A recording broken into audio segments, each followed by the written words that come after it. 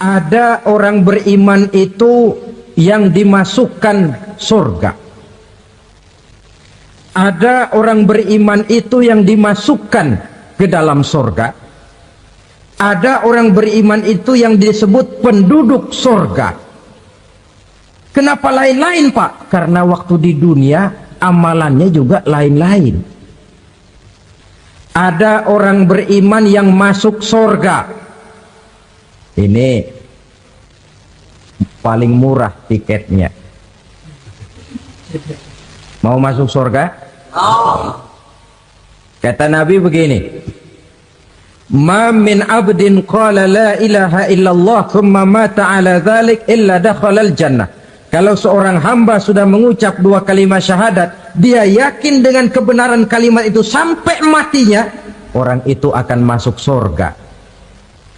Abi Dzar yang waktu itu diajak bicara heran, ya Rasul kok gampang betul? Iya, walaupun orang itu mencuri, iya, walaupun orang itu berzina, iya, biar dia mencuri, biar dia berzina, kalau dia sudah mengucap dua kalimat syahadat, dia yakin dengan kebenaran kalimat itu sampai matinya, itu orang akan masuk surga. Jadi masuk surga cukup dua kalimat syahadat, yakin sampai mati, masuk surga. Itu perkara masuk. Tapi kalau pertanyaannya diterusin, masuknya kapan, Pak? Nah, ini lain lagi urusannya. Sebab ada yang masuknya itu langsung, ada yang mampir dulu. Di sana tempat cuma dua, kalau tidak surga, neraka. Mau ke surga tapi mampir dulu, yang mampirnya jelas di neraka. Kenapa? Dalam hadis qudsi ada riwayat, nanti itu di akhirat, setelah Allah selesai mengatur penduduk surga masuk surga, yang neraka masuk neraka, Allah berkata kepada malaikat Malik, malaikat Malik, labaik ya Allah, itu bajingan-bajingan tengik, manusia-manusia durjana yang waktu di dunia tidak mau sujud, jauh dari ulama, gemar melakukan yang munkarat dan maksiat, hidup di tengah masyarakat selalu jadi bibit keonaran, kufur, sudah masuk neraka semua. Sudah ya Allah. Nah, kalau sudah, coba sekarang kamu masuk, Malik. Saya, iya, masuk neraka. Mau apa ya Allah? Kata Allah, akhriju minan nar man kana fi qalbihi misqala habbatin min khardalin min iman. Kau masuk neraka, cari di dalam neraka orang-orang yang ada imannya walaupun kecil sebesar biji zarah, angkat mereka keluar. Masuk malaikat Malik ke neraka, cari orang yang ada imannya, korek-korek. Ya repot, udah pada gosong.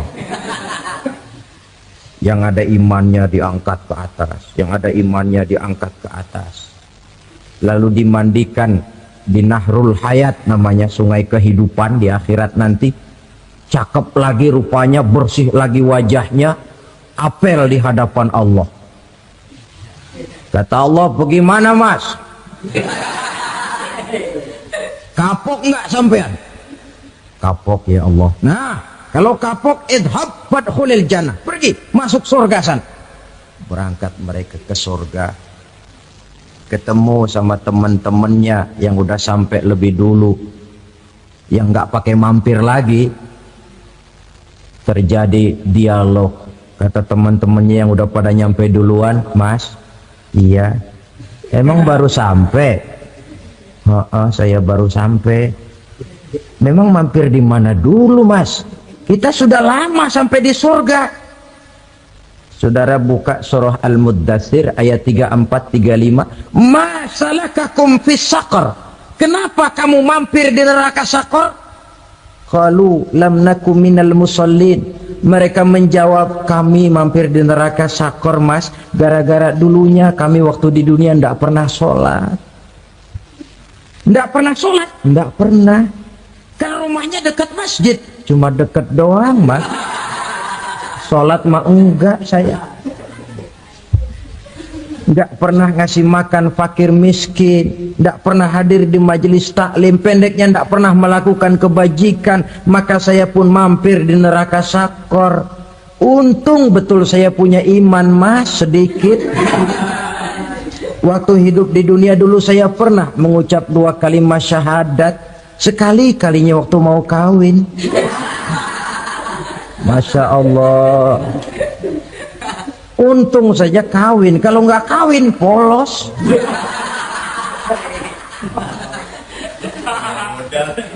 Itu juga pengulu sudah setengah mati ngajarin. Asyhadu alla, asyaduaan, asyaduaan.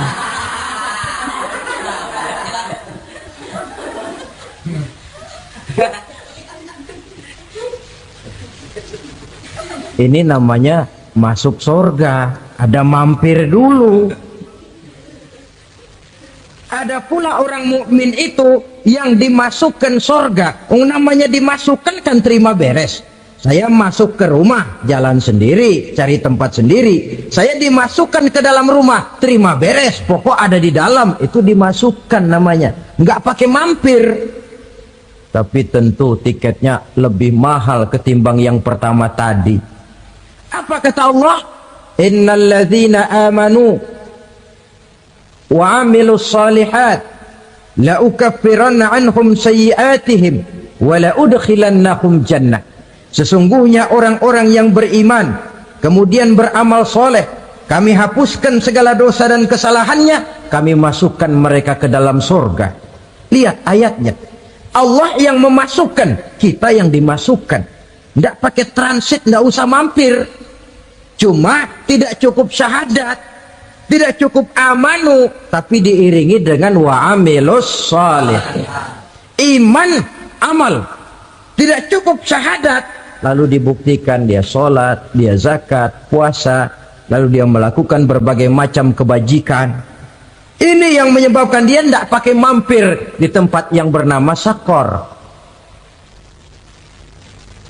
Lalu ada pula orang mukmin itu yang disebut penduduk surga. Wah, ini sudah VIP ini.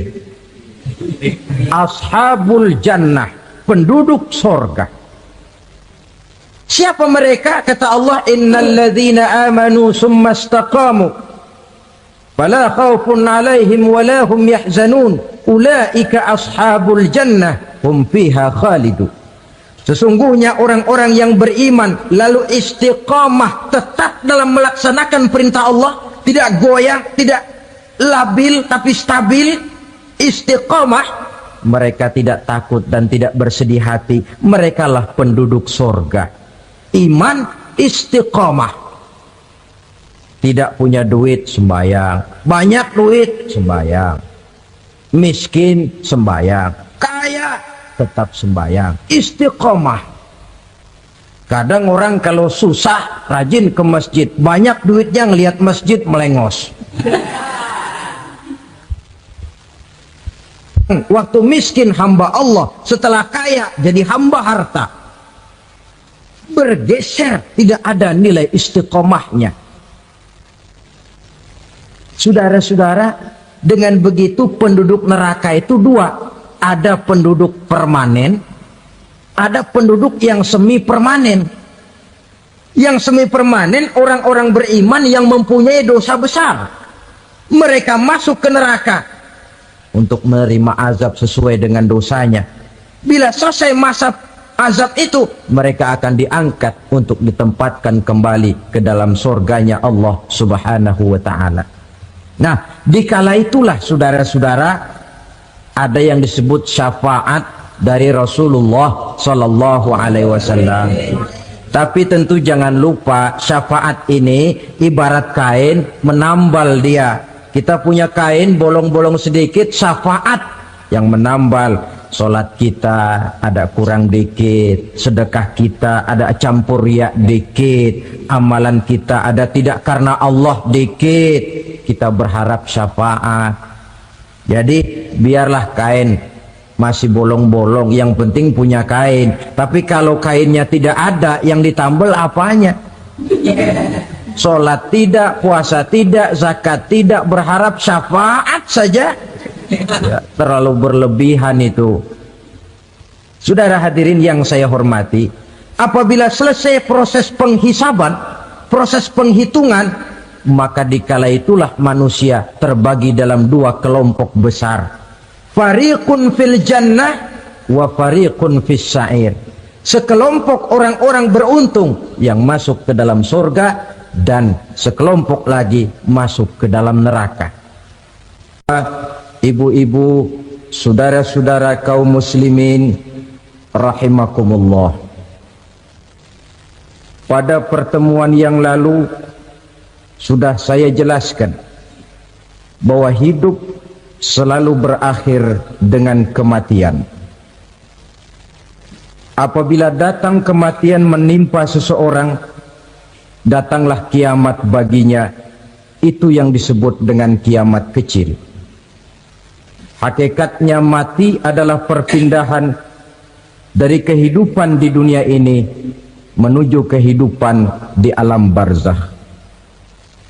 Menunggu kita di alam barzakh sampai datangnya saat kiamat. Entah 10 tahun, entah 100 tahun, entah 1000 tahun, hanya Allah saja yang maha tahu. Adapun orang-orang beriman yang melakukan amal kebajikan dalam kehidupan di dunia ini, masa penantian yang lama di alam barzakh buat mereka sebentar saja. Tetapi bagi orang-orang kafir yang ingkar, yang tidak beriman kepada Allah, yang hidup di dunia cuma menumpuk-numpuk dosa, tentu penantian di alam barzakh akan merupakan waktu yang sangat lama. Bukankah dalam kehidupan kita waktu itu memang relatif? Contoh misalnya, bagi pemuda-pemudi yang sedang duduk asyik memadu cinta, waktu 4-5 jam saja rasanya cuma 4-5 menit. Tenggelam oleh keasikan. Tapi buat orang yang berbaring di rumah sakit, meratap di balik-balik apa itu tembok derita kata lagu, di balik dinding-dinding penjara, sehari bagai seminggu, seminggu rasa sebulan, sebulan boleh jadi rasa setahun. Penantian yang sangat lama. Kapan kiamat itu akan datang? Ini rahasia Allah. Jangankan kita yang orang awam, baginda Nabi sendiri tidak diberitahu oleh Allah kapan kiamat itu akan terjadi.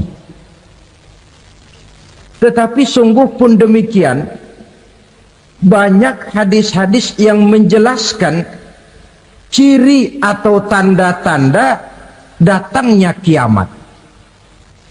Nah, kalau sudah bicara soal tanda, tanda kiamat itu ada dua. Pertama yang disebut alamatus sughra, tanda-tanda kecil. Ini waktunya masih ada tenggang. Ada yang dinamakan alamatul kubra, tanda-tanda besar. Artinya kiamat sudah diambang pintu. Apa tanda-tanda kecil dari datangnya hari kiamat itu? Misalnya kata Nabi, apabila ilmu sudah diangkat oleh Allah, artinya apabila ulama sudah banyak wafat, minat orang belajar agama berkurang, lalu kebodohan nampak merajalela di mana-mana, zina dikerjakan secara terbuka, minuman-minuman keras jadi kebanggaan, itu termasuk di antara tanda-tanda kecil terjadinya hari kiamat. Apalagi misalnya iza waladatil ammatu rabbataha, apabila budak sudah melahirkan tuan. Apa maksudnya? Ada yang mentafsirkan apabila anak sudah bisa membudaki orang tuanya. Orang tua yang melahirkan dia, yang membesarkan dia, demi setelah si anak besar jadi orang berpangkat, bertitel, berharta, berkedudukan, jadilah orang tua itu budaknya. Sehingga sering dibilang kalau orang tua kaya, anak jadi raja. Tapi kalau anak yang kaya, orang tua sering jadi budak. Apalagi munculnya fitnah yang bergelombang, timbul perang antara dua bangsa yang besar, waktu berjalan terasa sangat pendek sekali.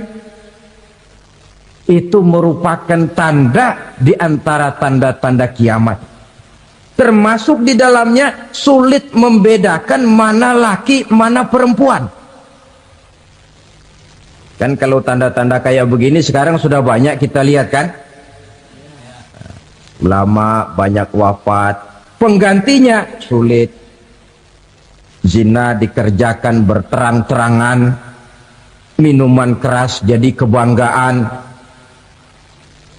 banyak anak membudaki orang tuanya, sulit membedakan mana laki mana perempuan.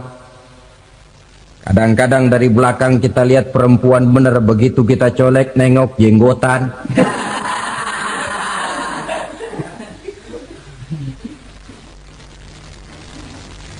Ini termasuk tanda-tanda kecil, masih ada tenggang sampai akan terjadinya kiamat itu. Nah, yang dimaksud dengan tanda-tanda besar, ini tanda besar artinya kiamat sudah diambang pintu. Pertama, matahari terbit dari sebelah barat. Apabila matahari sudah terbit dari arah sebelah barat, tertutuplah sudah pintu taubat. Bersabda Nabi kita, la taqumus sa'atu hatta tatlu'a syamsu min maghribiha. Tidak akan datang hari kiamat sampai matahari terbit dari arah sebelah barat. Wa iza tala'at, manakala matahari telah terbit dari arah sebelah barat, wa ra'ahan nasu, manusia banyak menyaksikan itu, amanu ajma'un, mereka pun lalu beriman. Yang tadinya kafir, yang tadinya ingkar, yang tadinya membangkang, setelah melihat matahari terbit dari sebelah barat, buru-buru beriman, berlomba-lomba mengucap dua kalimat syahadat. Tapi apa yang terjadi? Kata Nabi, wadzalika hina la yanfa'u nafsan imanuha lam takun amanat min qabl. Hari itu adalah hari yang iman sudah tidak berguna lagi bagi seseorang apabila sebelumnya memang dia tidak pernah beriman.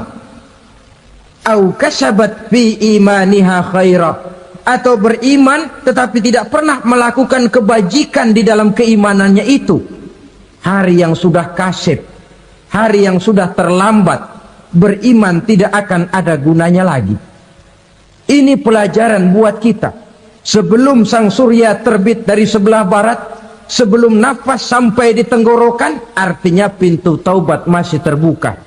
Kalau dua hal itu sudah terwujud, nafas sudah sampai di kerongkongan, atau matahari sudah terbit dari arah sebelah barat, tertutuplah sudah pintu taubat. Tak ada lagi gunanya pangkat, jabatan, harta, bahkan beriman pun dalam suasana macam itu. Too late, kata orang Kulon. Sudah terlambat. Matahari terbit dari arah sebelah barat. Itu tanda besar, artinya kiamat sudah diambang pintu. Lalu apalagi tanda besar? Munculnya Dajjal. Dajjal artinya pendusta-pendusta yang menyesatkan manusia. Ada dua macam Dajjal, saudara. Ada Dajjal kecil. Ini Dajjal kelas teri. Kalau ini sejak zaman Rasulullah sudah ada itu. Tiap zaman ada. Di zaman Rasulullah misalnya ada yang bernama Aswad al-Unsi dari Yaman. Ada yang namanya Musailamah al-Kazzab dari Yamamah. Ada yang namanya Ibnu Sayyad dari Madinah. Ini dajjal-dajjal di zaman Rasul. Musailamatul Kadzab memproklamirkan diri jadi nabi dia. Di zaman Rasul masih hidup.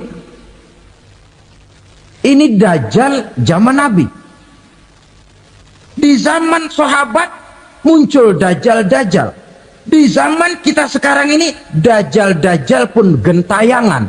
Dajjal-dajjal kelas teri.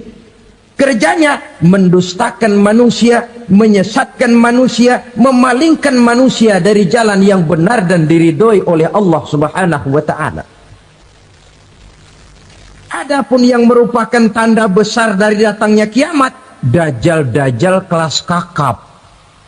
Pembohong-pembohong besar yang menyesatkan masyarakat manusia berpaling dari jalan Allah mengikuti jalan mereka. Apa sih ciri dajjal itu? Kata Nabi dalam hadis Bukhari Muslim, "Inna dajjala", sesungguhnya yang namanya dajjal itu yakhruju, satu saat akan muncul mendekati hari kiamat, wa inna ma'ahu ma'an, si dajjal ini membawa air, wanaran, dan juga membawa api. Dua simbol. Di tangan yang satu dia bawa air, di tangan yang satu dia bawa api. Wa ammal ladzi yarahu an-nasu ma'an fanarun. Adapun yang orang banyak lihat air, hakikatnya adalah api. Yang dilihat api, hakikatnya adalah air. Oleh sebab itu, kalau api yang ditawarkan, ambillah air. Kalau air yang ditawarkan, pilihlah api. Maksudnya apa ini? Ini bahasa simbol, saudara-saudara. Dajjal bicaranya seolah-olah untuk kepentingan manusia. Menawarkan surga. Surga yang dia tawarkan, hakikatnya neraka. Hai manusia, kalau kau mau bahagia, jangan dekat-dekat dengan agama. Sholat itu tidak efektif dan efisien, tidak produktif dari segi ekonomi itu. Menghadiri majelis taklim cuma buang-buang waktu. Tahajud, tasbih, tahlil, baca Quran, apa itu? Pekerjaan mubazir saja. Hidup ini cuma sekali. Masa yang cuma sekali, manfaatkan dengan sebaik-baiknya. Mumpung. Dibawanya sifat mumpung, tetapi dalam pengertian yang sangat negatif. Bicaranya seolah-olah untuk kepentingan manusia, tetapi sebenarnya menjerumuskan manusia. Menawarkan air, tapi sebenarnya api. Menawarkan api, tapi hakikatnya air. Buat apa kamu sholat? Buat apa kamu bayar zakat? Buat apa kamu puasa? Surga yang dicanangkan dajjal, hakikatnya neraka. Neraka yang digambarkan dajjal, pada dasarnya adalah surga. Jadi memutarbalikkan fakta itu kerjaan dajjal. Yang hak jadi batil, yang batil dibilang hak, yang benar jadi salah, yang salah malah jadi benar. Tuntunan disuruh jadi tontonan, tontonan malah menjadi tuntunan. Itu pekerjaan dajjal profesinya. Zamannya Nabi Adam, dajjalnya kan iblis. Betul? Betul. Apa sih gang kerayuan iblis itu? Allah setelah menciptakan Nabi Adam kan bilang, Adam, kau dan istrimu Hawa tinggal di surga ini. Seluruh fasilitas yang ada di surga persilahkan kau nikmati. Satu yang tidak boleh, jangan coba-coba dekati pohon khuldi. Dekat saja jangan, apalagi sampai memetiknya. Datang dajjal yang namanya iblis ini. Adam, kamu tahu nggak kenapa tidak boleh makan buah khuldi? Ya nggak tahu, pokoknya saya dilarang. Bodoh kamu, Dam. Khuldun artinya kekal. Kalau kamu makan itu buah, kau akan kekal di surga buat selamanya. Allah tidak kepengen, maka dilarang kamu makan buah khuldi.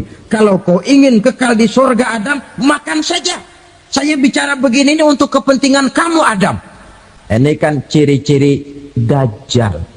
Bicaranya sih seolah-olah untuk kepentingan Nabi Adam, hakikat sebenarnya menjerumuskan Nabi Adam supaya ingkar dan melanggar larangan dari Allah Subhanahu wa ta'ala. Jadi setelah muncul Dajjal, timbul kekacauan-kekacauan di masyarakat. Banyak yang terpengaruh, terpedaya, dan terpesona. Termasuk mereka yang memproklamirkan diri jadi nabi. Mereka yang memproklamirkan diri jadi rasul di zaman sesudah Rasulullah wafat, itu adalah Dajjal-Dajjal. Maka saya ingatkan, kalau di zaman kita sekarang ini ada orang ngaku jadi nabi, ada orang ngaku jadi rasul, biar bahasa Arabnya kental, Quran hafal, hadis ribuan hadis hafal, biar pakai serban sampai menyengser ke tanah, bahasa Arabnya fasih, tapi dia mengaku jadi nabi, jadi rasul, kita umat Islam wajib tidak percaya. Wajib untuk tidak percaya. Itulah Dajjal-Dajjal zaman kita sekarang ini. Tidak mustahil mereka datang mempengaruhi orang awam supaya berpaling dari Rasulullah, mengikuti mereka. Nah, di akhir zaman nanti, mendekati hari kiamat, Dajjal ini muncul. Dajjal kelas kakap, menyesatkan masyarakat manusia untuk berpaling dari Islam, mengikuti seruan mereka. Apalagi di antara datangnya kiamat itu, tanda yang besar itu, turunnya Nabiullah Isa Al-Masih, putra Maryam. Menurut berbagai hadis yang sahih, Nabi Isa Al-Masih nanti akan turun lagi. Tidak membawa risalah yang baru, tapi meluruskan risalah Islam ini yang telah banyak ditinggalkan oleh masyarakat. Bahkan ada hadis menjelaskan beliau akan membunuh Nabi, mematahkan kayu-kayu salib, lalu melaksanakan haji dan umrah mengikuti syariat Nabi Muhammad, bukan membawa agama baru. Menjadi semacam mujaddid, reformer, menyelamatkan manusia dari bisikan Dajjal. Bahkan ada riwayat yang menjelaskan bahwa Nabi Isa berhasil mengalahkan Dajjal, mengembalikan masyarakat manusia kembali kepada ajaran Islam yang datang dari Allah, dibawa oleh Rasulullah Sallallahu Alaihi Wasallam. Dengan kata lain, turunnya Nabi Isa bukan sebagai Nabi dan Rasul baru, tetapi mengikuti syariat Nabi kita Muhammad Sallallahu Alaihi Wasallam. Saudara hadirin, ibu-ibu hadirat yang saya hormati, kemudian apalagi di antara tanda-tanda besar akan datangnya kiamat itu? Keluarnya asap atau awan. Kata Nabi, inna min asrati sa'ah dukhanan yamla'u ma bainal masyriqi wal maghrib. Di antara tanda-tanda kiamat, munculnya awan antara langit dan bumi. Ini pun diperkuat dalam surah Ad-Dukhan ayat 10. Fartaqib yauma ta'tis sama bidukhanin mubin fayughshan nas hadza azabun alim. Bagi orang-orang yang beriman, mereka biasa-biasa saja. Tapi bagi orang kufur, datangnya asap dan awan ini merupakan azab yang kelewat pedih. Barangkali sedikit mendekati gambaran tentang azab yang pedih ini, saya ingatkan alam pikiran kita kepada peristiwa yang belum lama terjadi. Pernah dengar berita bocornya reaktor nuklir di Chernobyl, Uni Soviet? Pernah dengar? Bocornya reaktor nuklir di Chernobyl yang mengakibatkan ratusan bahkan sangat mungkin ribuan nyawa. Cuma satu reaktor. Bagaimana kalau seluruh cadangan nuklir yang dimiliki oleh para negara adik kuasa ini diledakkan? Bahkan yang konon menurut catatan cadangan nuklir yang dimiliki bersama oleh Amerika dan Rusia sekarang ini sudah sanggup memusnahkan 6 miliar manusia. 1,5 kali lebih banyak dari jumlah manusia yang nongkrong di permukaan bumi ini. Saudara-saudara hadirin yang saya hormati, lalu saat mendekati hari kiamat, apalagi tandanya? Setelah Nabi Isa wafat, pada saat turunnya yang kedua kali, lalu Allah meniupkan angin sejuk. Semua orang-orang beriman, orang-orang baik wafat, sehingga penghuni bumi ini cuma tinggal lagi terdiri dari orang-orang kafir. Tidak ada lagi di bumi ini yang bisa mengucapkan Allah. Sehingga dalam hadis qudsi itu ada keterangan, innallaha azza wa jalla yaqulu li Israfil. Allah pernah pesan kepada malaikat Israfil. Kata Allah, Israfil, iza sami'ta qailan yaqul Allah Allah fa akhirin nafakh 40 sanatan ikraman liqailiha. Hai Israfil, apabila kau dengar di permukaan bumi masih banyak orang yang mengucapkan Allah Allah, maka tunda sangkakala kiamat itu 40 tahun. Untuk apa? Ikraman liqailiha, menghormati orang yang mengucapkan Allah Allah itu. Wah, jadi karena sekarang masih banyak yang mengucapkan Allah, besar hatilah kita, masih jauh kiamat itu. Tapi jangan lupa, kiamat pribadi, kiamat kecil itu yang nggak kita sangka-sangka. Ajal datang mencabut nyawa, itu kiamat pribadi. Dan itu yang pasti kita hadapi, dan itu yang membuat kita tidak boleh bersikap main-main di dalam kehidupan sekarang ini. Saudara hadirin yang saya hormati, tidak ada lagi orang-orang muslim. Seluruh penduduk dunia ini kafir. Lalu terciptalah struktur sosial yang berlandaskan prinsip hidup semau gue. Bakal terjadilah prinsip di mana yang kaya menyantap yang miskin, yang kuat menindas yang lemah. Hidup sudah bagaikan di rimba belantara, berlaku hukum rimba. Siapa yang kuat dia yang menang, siapa yang lemah menjadi mangsa. Timbul kekacauan, maksiat merajalela, munkarat menjadi-jadi, sehingga isi bumi ini penuh dengan segala macam perbuatan dosa. Tidak ada perlunya lagi alam diperpanjang temponya.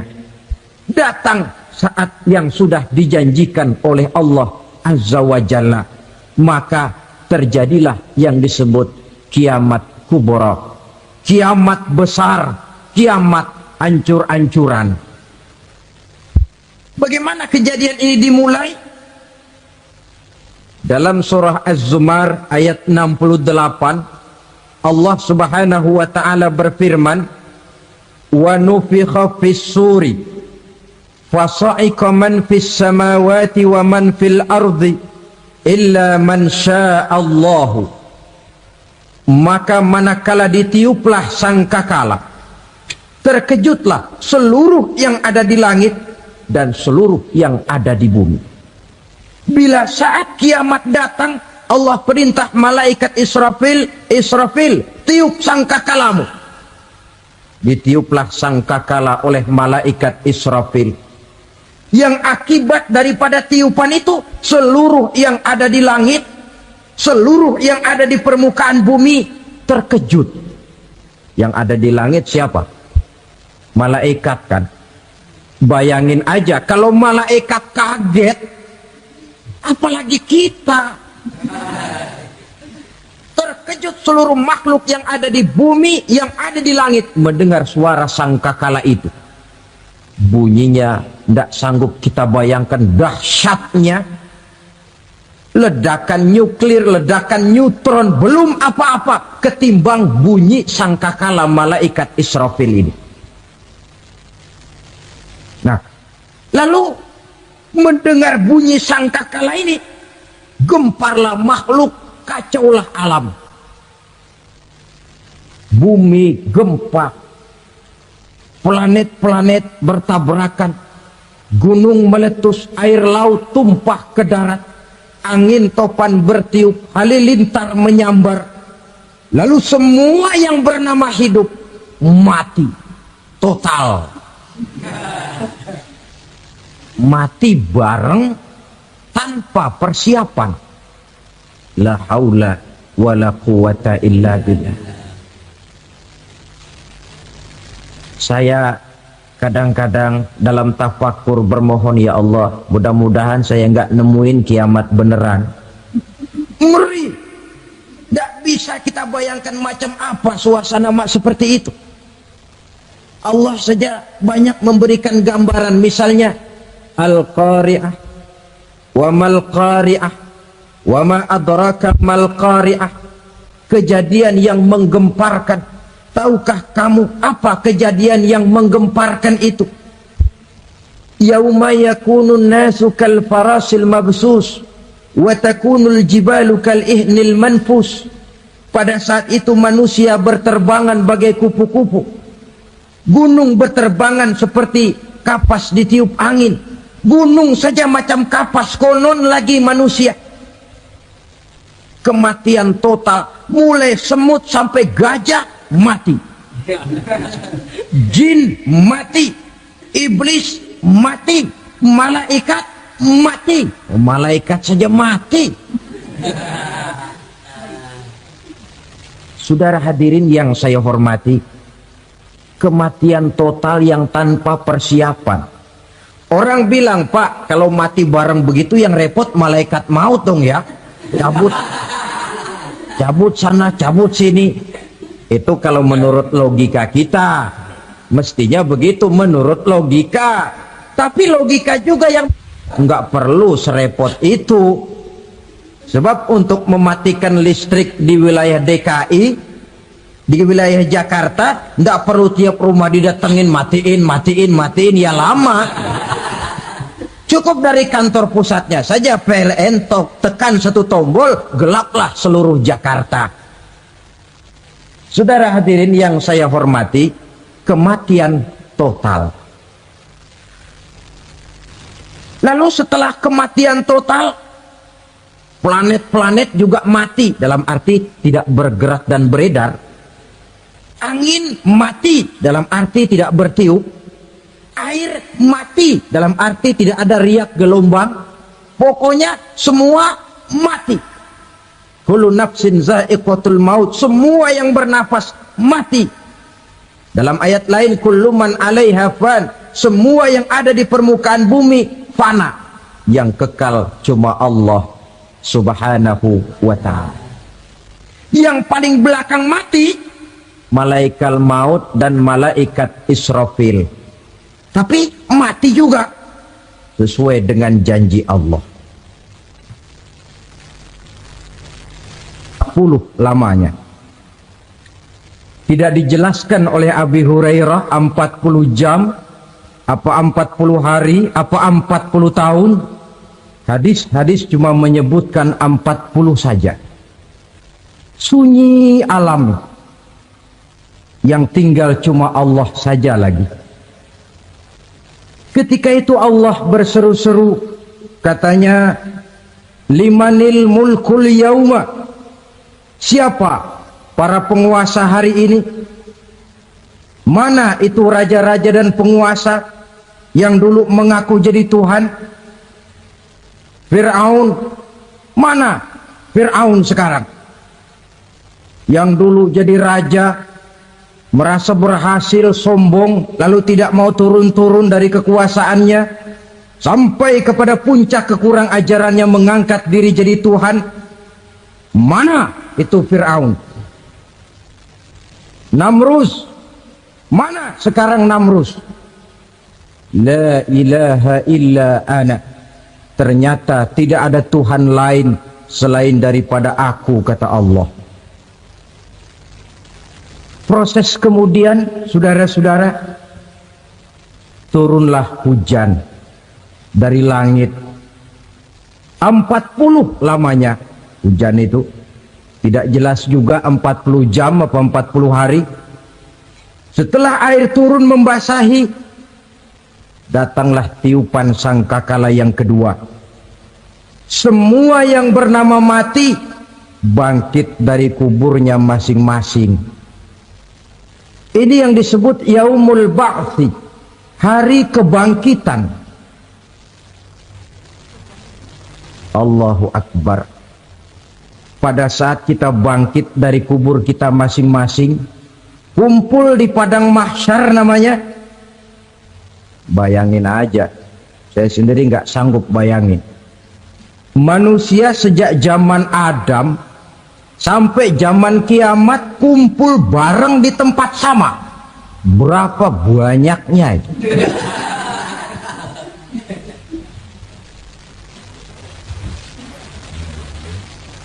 Dan yang luar biasa menurut satu riwayat, pada saat bangkit itu, Masya Allah, roman muka kita berubah, disesuaikan dengan amalan kita waktu di dunia ini. Barang siapa yang waktu di dunia amalannya itu amalan tikus, di akhirat nanti dia bangkit dari kubur, mukanya seperti muka tikus. Gagah betul badannya, tapi mukanya seperti tikus. Kenapa? Amalannya waktu di dunia seperti amalan tikus. Apa amalan tikus itu? Suka ngegeragoti barang yang sudah disimpan rapi-rapi. Orang sudah simpan uang rapi-rapi, simpan perhiasan rapi-rapi, digeragoti oleh tikus. Maling-maling, pencoleng-pencoleng, koruptor-koruptor. Itu nanti di akhirat nanti kita lihat mukanya seperti muka tikus. Oh ini waktu di dunia suka nyolong, mukanya seperti muka tikus. Barang siapa yang waktu di dunia ini amalannya itu amalan macan, dia akan bangkit nanti mukanya seperti muka macan. Apa amalan macan? Macan itu amalannya menang-menangan. Orang yang mau menang saja nggak mau mengalah. Coba lihat di hutan, kenal hutan nggak?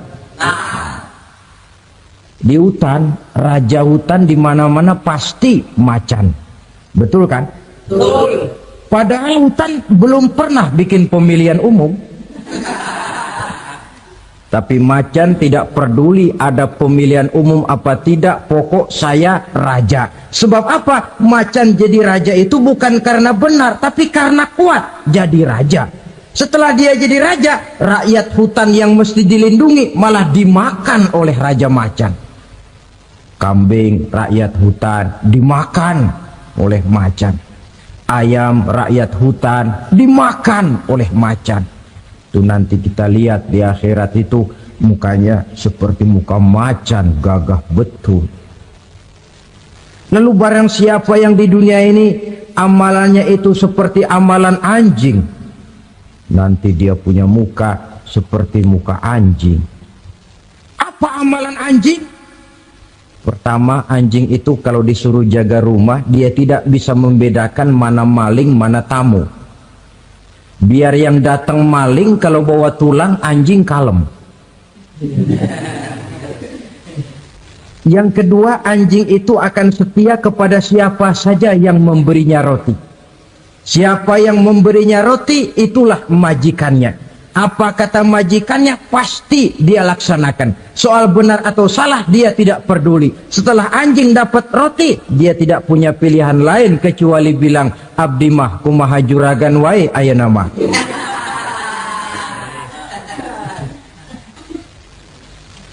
Saudara hadirin yang saya hormati, berkumpul di padang mahsyar, tiap orang sibuk dengan persoalannya masing-masing. Matahari waktu itu didekatkan oleh Allah. Panas luar biasa. Ada yang saking panasnya itu mencucurkan peluh keringat sampai sebatas mata kakinya. Ada yang keringatnya sampai sedengkulnya. Ada yang keringatnya sampai sepusatnya.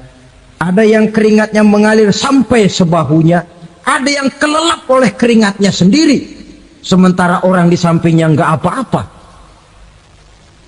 Bergantung lagi amalan dia waktu di dunia ini. Saudara-saudara, sebagian orang dalam kepanikan padang mahsyar berombong-rombong datang mereka menghadap Nabi Adam. Ya Adam, anta abal bashar. Hai Adam, Tuhan adalah bapak moyang manusia. Kami sebentar lagi akan disidang, dimintakan pertanggungan jawab. Tolonglah kami, hai Adam. Kata Nabi Adam, jangankan nolongin sampean, saya sendiri tanggung jawab di hadapan Allah ketika dulu tidak boleh makan khuldi, saya serobot. Sudahlah, urus diri masing-masing saja, nafsi. Begitu kata Nabi Nuh, begitu kata Nabi Ibrahim. Tiap orang bertanggung jawab sendiri-sendiri. Ketika itulah saudara-saudara, nikmatnya menjadi umat Nabi besar Muhammad sallallahu alaihi wasallam. Sebab apa? Walaupun menurut abjad kita ini umat paling belakang, paling belakang kita ini toh, karena Nabi Muhammad adalah Nabi akhir. Tapi akan dihisap lebih dulu, lewat di atas sirat lebih dulu, masuk surga lebih dahulu ketimbang umat-umat belakangan. Ketika Rasul mendekati ajal, beliau tanyakan itu kepada malaikat Jibril. Malaikat Jibril berkata, Muhammad jangan khawatir, Allah sudah berjanji, inni haramtul jannata ala sairil anbiya hatta tadkhulaha anta, wa haramtuha ala sairil umami hatta tadkhulaha ummatuka. Surga aku haramkan buat seluruh nabi kecuali kalau engkau Muhammad sudah masuk ke dalamnya, dan surga aku haramkan buat seluruh umat kecuali kalau umatmu Muhammad sudah masuk ke dalamnya. Logikanya, walaupun menurut abjad kita umat paling belakang, bakal dihisap paling dulu, lewat di atas sirat paling dulu, masuk surga paling dulu, kalau mampir ke neraka juga paling dulu. Ya resiko. Jangan mau enaknya aja paling dulu. Saudara hadirin yang saya hormati, setelah masa kebangkitan itu jangan dikira begitu bangkit langsung diperiksa. Masih menunggu menanti ribuan tahun perhitungan padang mahsyar untuk sampai kepada proses yang disebut yaumul hisab, hari perhitungan. Seorang demi seorang bakal dipanggil. Bayangkan saja, kita se-RT saja di absen, kadang-kadang perlu waktu lama. Ini manusia sejak zaman Nabi Adam sampai datang hari kiamat, satu demi satu disidang di hadapan Qadhi Rabbul Jalil. Status sosial copot sudah waktu itu. Yang pernah jadi hartawan di situ tidak lagi kelihatan kehartawanannya. Yang pernah jadi jenderal tidak lagi dipanggil jenderalnya. Yang ustadz tidak lagi dipanggil al-mukarramnya. Seluruh status sosial selesai. Dipanggillah kita seorang demi seorang menghadap Qadhi Rabbul Jalil. Bagaimana proses penghisaban itu? Pertama, proses tanya jawab. Di antaranya ada hadis menyatakan, lan tazula qadama 'abdin yaumal qiyamah hatta yus'ala an arba'i khisalin. Besok di hari kiamat tidak akan bergeser telapak kaki seorang hamba sampai dia ditanya lebih dulu tentang 4 persoalan. Tentang ilmunya, kemana ilmu itu diamalkan. Tentang umurnya, di mana umur itu dihabiskan. Tentang masa mudanya, kemana masa muda itu dipakai. tentang hartanya, dari mana harta itu didapat dan kemana harta itu dibelanjakan. Ini termasuk proses tanya jawab. Jadi kalau istilah pengadilan dunia, nama Fulan bin Fulan. Kamu waktu di dunia diberikan umur panjang untuk apa? Pernah mengalami masa muda, kemana kau habiskan masa remajamu? Kau diamanahkan ilmu, dengan apa ilmumu kau amalkan? Kau diberikan harta, dari mana harta kau dapat, kemana kau belanjakan? Tak seorang pun yang bisa mungkir.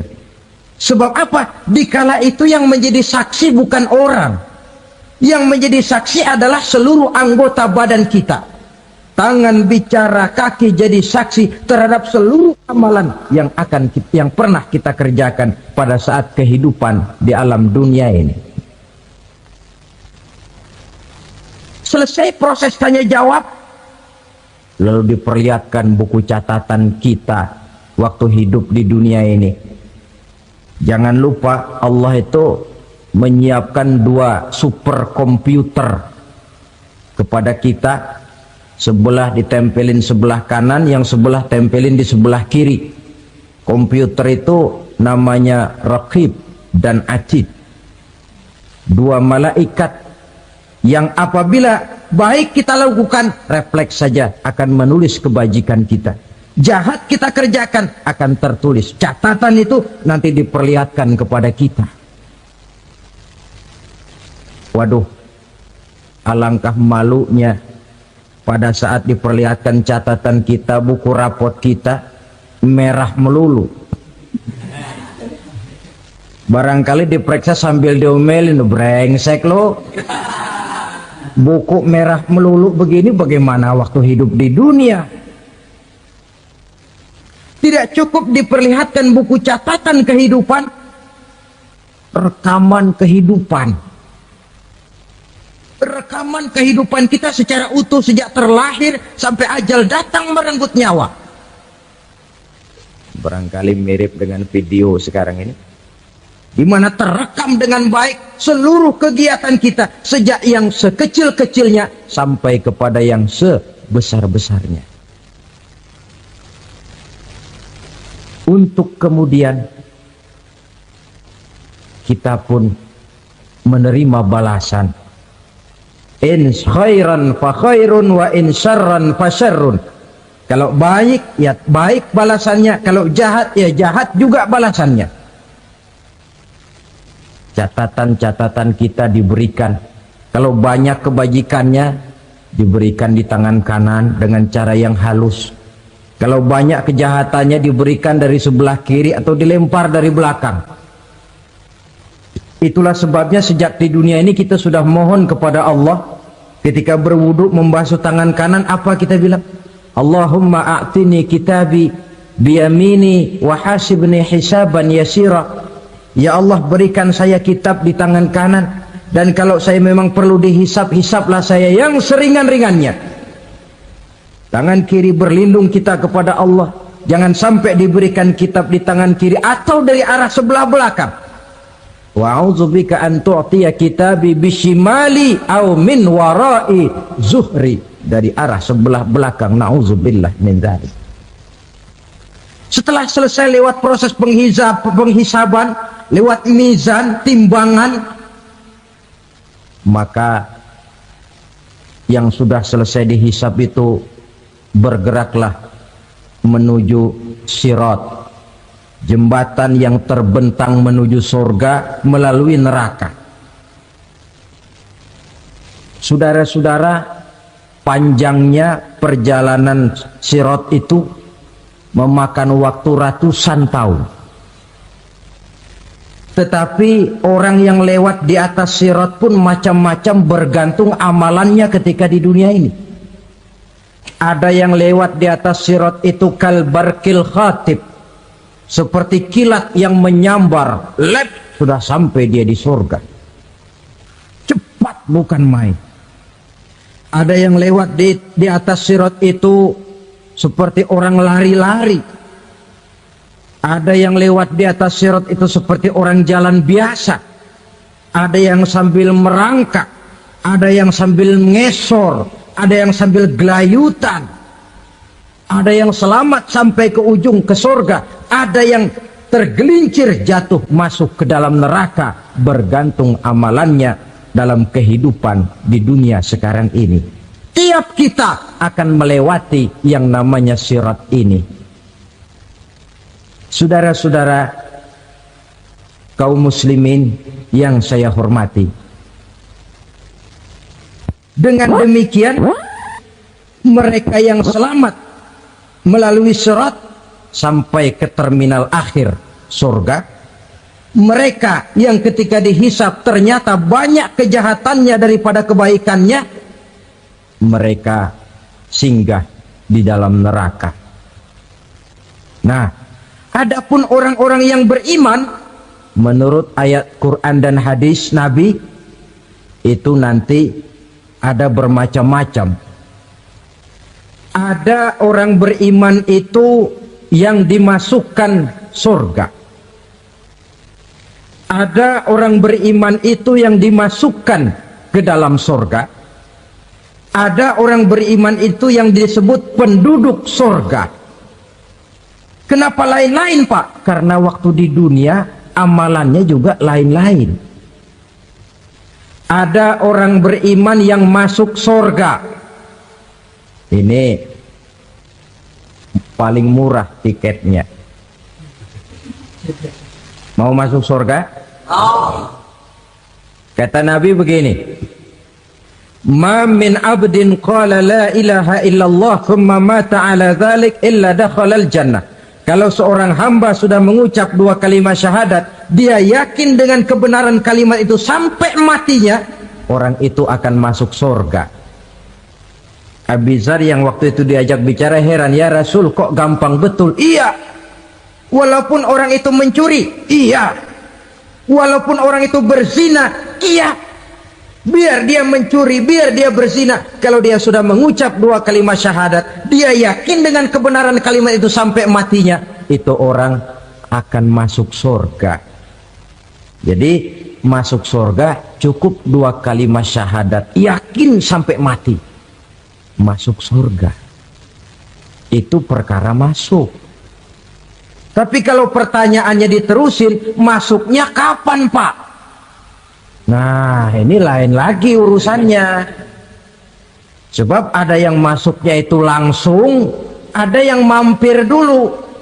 Di sana tempat cuma dua, kalau tidak surga, neraka.